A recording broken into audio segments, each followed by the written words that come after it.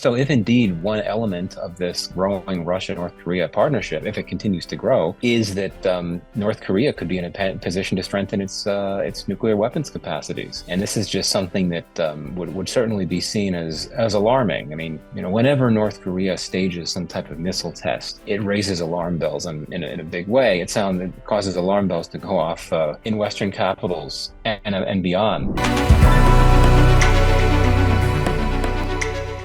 Despite efforts to isolate it on a global stage, it still has friends, including friends that unsettle the West, such as North Korea. And I think that this is clearly something that appeals to North Korea as well. I mean, Russia and North Korea are two countries that are isolated to a great degree, and in the case of North Korea, pariah. So I think that for Russia, the big goal here was not necessarily to think of how to bring North Korea into its broader grand strategy for the Indo-Pacific, the eastern parts of the Indo-Pacific, East Asia, but more so to send a strong message to the world, and particularly the US and the West more broadly, that it is not isolated and that it continues to have significant friends, including North Korea. Now, I think that one could argue that there is a very practical reason for Russia wanting to forge this deeper partnership with North Korea, and that is that North Korea can provide things to Russia that it struggles to get from any other countries. And when I talk about things, I really mean weaponry, munitions. Russia needs weapons to sustain its war in Ukraine, and this is something that North Korea can offer. There's not much that North Korea can offer, so to speak, when it comes to material goods, but when it comes to munitions and various forms of weaponry, this is something that it can provide, and that's important for Russia. So I think that there are very practical reasons why Putin would want to have this meeting, why he would have wanted to go to North Korea, and why he would have wanted to strengthen this relationship with the North Koreans. The relationship between the US and Russia is such a mess these days that it doesn't matter if you have another trigger for tensions. It's a relationship that's in such a hostile state that it's not like it can get any worse. Though I would say that if there was any leader that Putin were to meet, it's hard to think of another leader that would be as much cause for concern as the North Korean leader. This is clearly something that the U.S. views with concern, for sure. But I think on some level, perhaps one would argue that in Washington, there's not a huge amount of surprise, given there have been indications that Russia was looking to strengthen relations with countries like North Korea that are willing to work with it. And, Russia is willing to do anything to align itself with other countries that are hostile to the U.S. or that would want to present themselves as counter to or anti the U.S. and anti-West, so to speak. So, I don't think there's much reason to think that the U.S.-Russia relationship could get any better anytime soon, and certainly not before this horrible war ends in Ukraine. But I think that certainly the fact that this meeting happened recently, I think, makes it even more unlikely that we could expect there to be some type of space that could be generated for possible engagement between Putin and Biden, or even lower level engagement between the U.S. and Russia. And I'm not saying that Putin's visit to North Korea has crossed a red line and it's going to be seen as a provocation or anything like that. I don't think that's necessarily the case. But I just think it really has underscored just how difficult Russia and the U.S., for that matter, acting in ways that directly counter the other's core interests in ways that really make this relationship a very strained and indeed almost hostile. This is a critical question.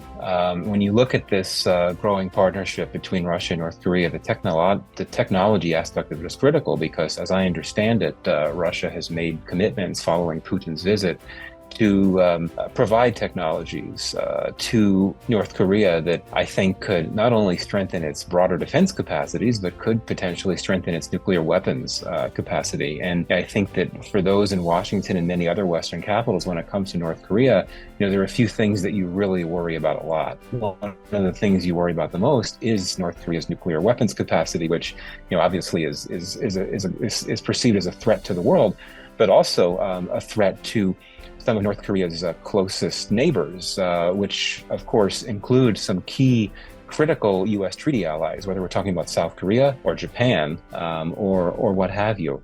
So if indeed one element of this growing Russia-North Korea partnership, if it continues to grow, is that North Korea could be in a position to strengthen its nuclear weapons capacities. And this is just something that would certainly be seen as alarming. I mean, whenever North Korea stages some type of missile test, it raises alarm bells in a big way. It causes alarm bells to go off in Western capitals and beyond. But again, if you're looking at a case of a country that is willing to actually work closely with North Korea to make it even stronger in that regard, again, very alarming. China, I mean, you could talk about the North Korea's relationship with China. There's no indication that China has a desire to strengthen North Korea's weapons capacity in ways that Russia suggests that it might be, given the outcomes of this recent meeting. I think, if anything, Putin's North Korea visit will underscore the importance of these six-party talks and underscore the importance of working toward efforts to push for denuclearization. I mean, this is not something that's going to happen, but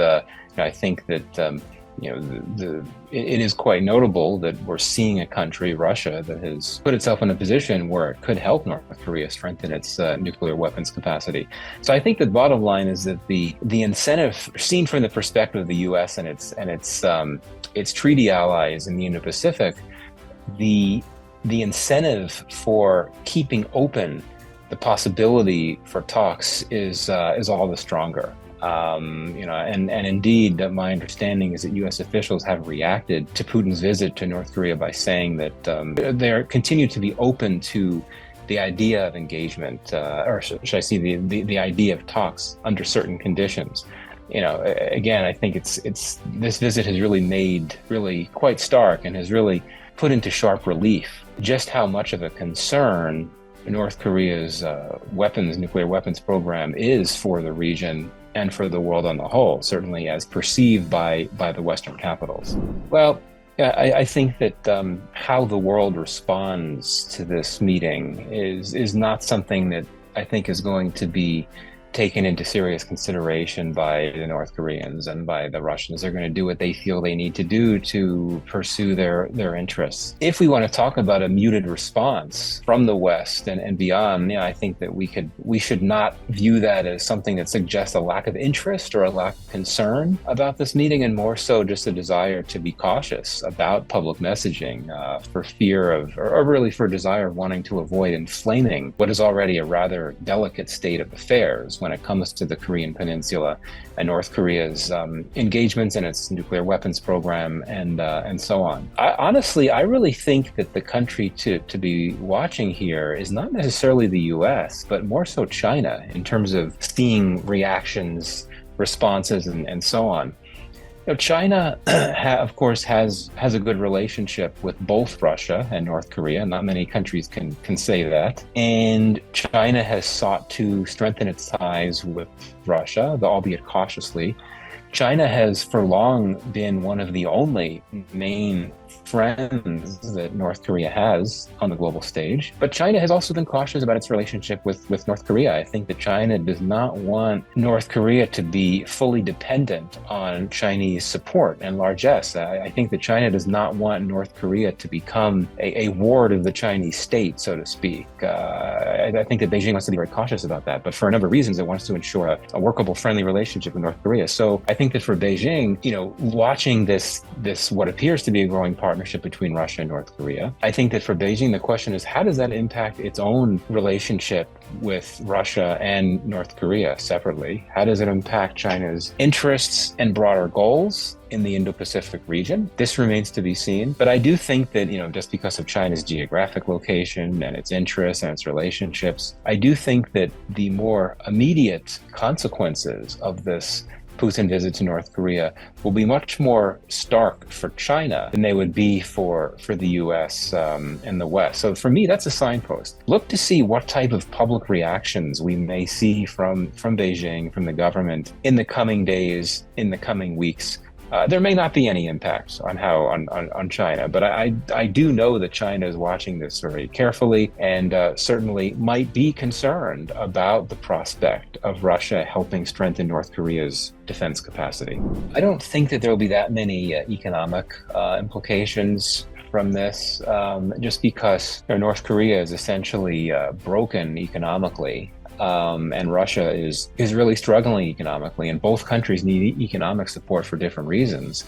And neither state is the solution to the other's economic problems, just because there's not much that each country could offer to the other economically. Quite frankly, I think that it's China that both Russia and North Korea look to for hopes of economic assistance, particularly in the coming weeks and months. So I really think that if we want to talking about the implications of Putin's visit to North Korea, we need to be talking about the defense, the stability, the nuclear-related implications, and more broadly, the strategic implications. But I really think that the economic consequences of this development, at least at this early point, will be relatively modest.